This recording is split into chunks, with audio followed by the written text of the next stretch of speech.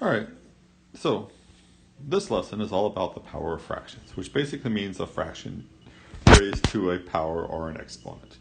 Now, as you remember from previous lessons, this 2 or this 3 basically tells you how many 1/4 or how many 1/2 you have multiplied together. So this 2 tells you have 1/4 times 1/4.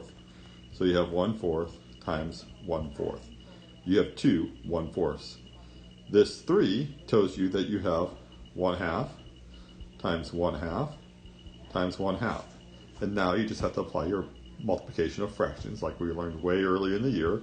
You multiply straight across. So you're going to multiply the 1s and you're going to multiply the 4s. 1 times 1 gives you 1. 4 times 4 gives you 16. And that is your answer. This one, you have 1 times 1 times 1, which will give you 1. And then you have 2 times 2, which is 4. And then you go times 2, which then gives you 8. So this one, your answer is 1/8. Now, what happens if you don't have a 1? Now, it becomes a little bit harder, but not much. This time, you have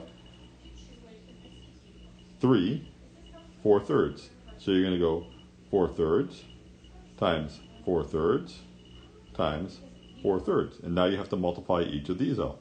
So 4 times 4 is 16. And then 16 times 4 gives you 64. 3 times 3 is 9. And then 9 times 3 gives you 27. You can't reduce, and so that is a valid answer. This one, we have 4 7/2. So we have 7/2 times 7/2 times 7/2 times 7/2. All right, and then we just multiply all the numbers on top and multiply all the numbers on bottom. So what that thing gives us then is we're going to have 7 times 7, which is 49. And then we're going to take these two 7s and go 7 times 7, which also gives us 49. And now we have to multiply this massive number. And when you multiply this massive number out, at this point you can use a calculator. And when you multiply it out, you learn that it is 2401. And so 7 times 7 times 7 times 7 is 2,401. Then you have to do the bottoms.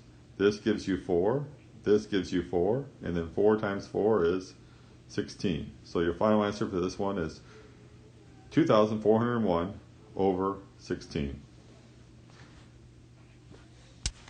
So this is how you do the power of exponents. Or what was the name of this lesson again? The power of fractions. So this is where you take a fraction and raise it to a power.